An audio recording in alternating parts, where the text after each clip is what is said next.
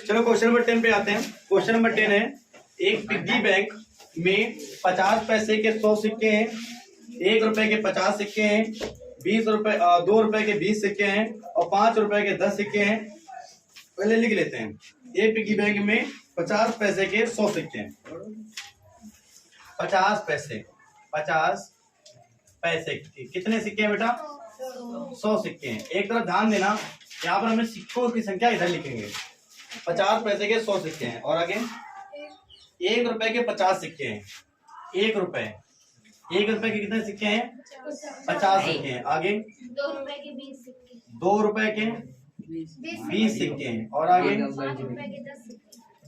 5 रुपए के 10 सिक्के, 5 रुपए के 10 सिक्के हैं। 5 रुपए के 10 सिक्के हैं और आगे बैंक को हिलाकर उल्टा बस कुल सिक्के कितने हैं पहले ये बताओ। कुल सिक्के कितने हैं? जोड़ो सबको। 180 कुल सिक्के, मतलब कुल संभावना तुम्हारे पास कितनी आ गई भाई? अगर उस पिग्गी बैंक मतलब गुल्लक उसको अगर हिलाकर हम निकालेंगे तो इन 180 सिक्कों में से कोई सिक्का बाहर निकल सकता है।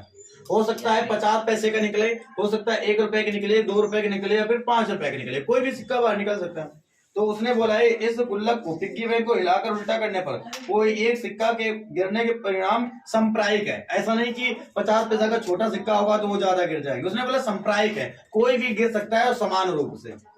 तो इसकी क्या प्रायिकता है कि गिरा हुआ सिक्का 50 पैसे का हो? क्या बोला बेटा?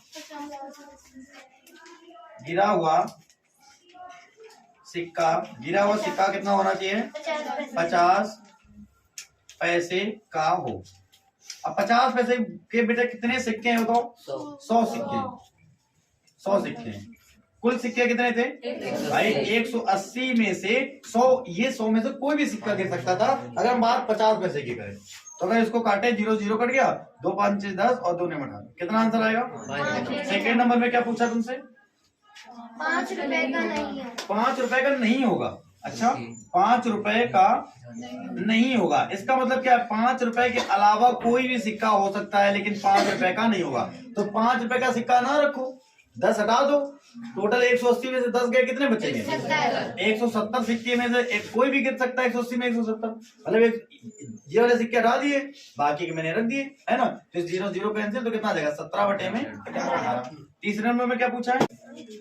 अगला क्वेश्चन हमारे पास है, उसमें दिया गया है कि गोपी अपने जल जीव कुंड के लिए एक दुकान से मछली खरीदती है। दुकानदार एक टंकी जिसमें 5 नर मछलियां और 8 मादा मछलियां हैं में से एक मछली यादृच्छा उसे देने के लिए निकालता है। इसकी क्या प्रायिकता है कि निकाली गई मछली नर मछली है? अलिया उसके दुकान पर एक एक्वेरियम रखा हुआ है, उसको हम हिंदी में जल जीव कुंड कहते हैं। एक्वेरियम मतलब इसमें मछलियां रहती हैं। उसने बोला है इसमें 5 नर मछली हैं, 5 नर मछली हैं और मादा मछली कितनी है? 8 मादा मछली है। ठीक है, कुल मिला के कुल मछली कितनी हो गई? 13। कुल मछली हो गई उसमें 13। कुल मछली कितनी है? 13। और उसने बोला है कि इसमें से एक मछली निकाली जाती है। इसकी क्या प्रायिकता है कि निकाली गई मछली नर? इसकी क्या प्रायिकता है? बहुत ही सिंपल सा क्वेश्चन है, तुम लोग आराम से कर लोगे। क्या प्रायिकता है कि निकाली गई